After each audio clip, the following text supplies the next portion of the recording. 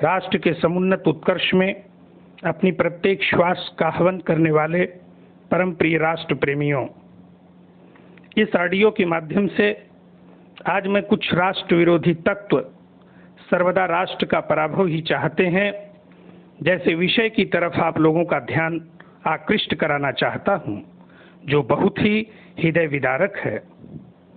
मेरे प्रिय राष्ट्रवासियों, इस राष्ट्र में सुरात्मक और असुरात्मक विचारधारा से युक्त लोग रहा करते हैं।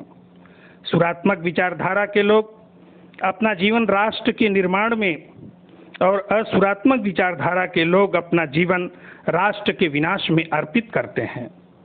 जो अपनी क्षमता के माध्यम से राष्ट्र को संतुलित करना चाहते हैं वह सुर, और जो राष्ट्र को असंतुलित करना चाहते हैं वह असुर होते हैं। आज राष्ट्र का शीर्ष नेतृत्व राष्ट्र की सशक्तता के लिए गतिमान है, लेकिन कुछ राष्ट्र विरोधी लोग राष्ट्र को प्रत्येक दृष्टिकोण से जर्जर बनाना चाहते हैं। जब राष्ट्र में रहने वाले लोग शत्रु की भाषा का प्रयोग करने लगें तो इससे अधिक विरोधात्मक वस्तुस्थिति और क्या हो सकती है। जिस देश में आतंकवादियों की मृत्यु पर अश्रुपात होता हो, आतंकवादियों के लिए सम्मान सूचक शब्दों का प्रयोग होता हो और पाकिस्तान जैसे आतंकिस्तान के लिए प्रेम का प्रकटीकरण होता हो, इससे अधिक दुर्भाग्य और क्या हो सकता है।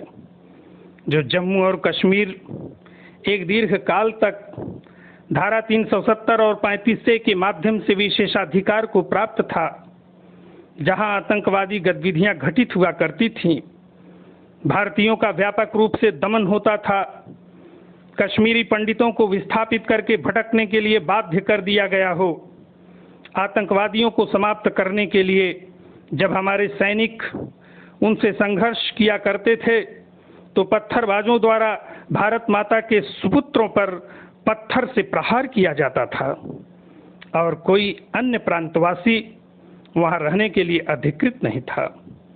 भारत के प्रधानमंत्री आदरणीय श्री नरेंद्र मोदी जी ने धारा 370 और 35 को समाप्त करके जम्मू और कश्मीर के विशेषाधिकार को निरस्त कर दिया।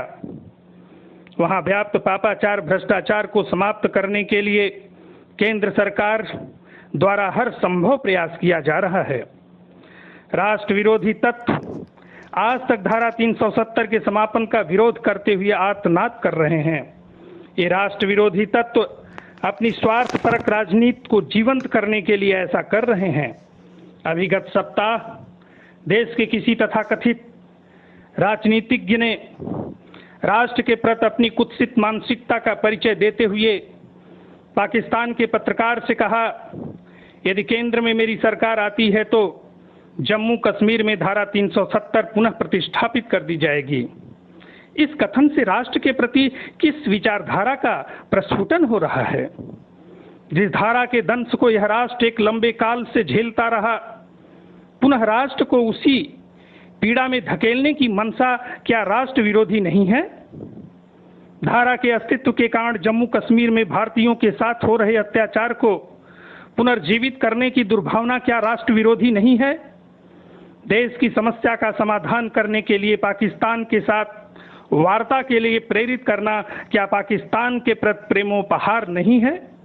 इस देश में कुछ लोग ऐसे रहा करते हैं, आत्मीयता तो पाकिस्तान के साथ स्थापित करते हैं और पूरे अपने जीवन का पोषण तो भारत में करते हैं। ये लोग जानकर भारतीय मूल्यों का दमन करने के लिए ऐसा करते हैं। राष्ट्र विरोधी मानसिकता से युक्त ऐसे लोग संयुक्त रूप से अपनी सत्ता को स्थापित करने के लिए वर्तमान भारत सरकार जो राष्ट्र हित में कार्य कर रही है उसे अपदस्थ करना चाहते हैं। इसलिए हम समस्त राष्ट्रवासियों को, भारतवासियों को, सनातन धर्मावलंबियों को ऐसे राष्ट्र विरोधी तत्वों से सावधान रहने की आवश्यकता है। मेरे प्रिय राष्ट्रवासियों, इन्हीं शब्दों के साथ मैं अपनी वाणी को विराम देता हूं।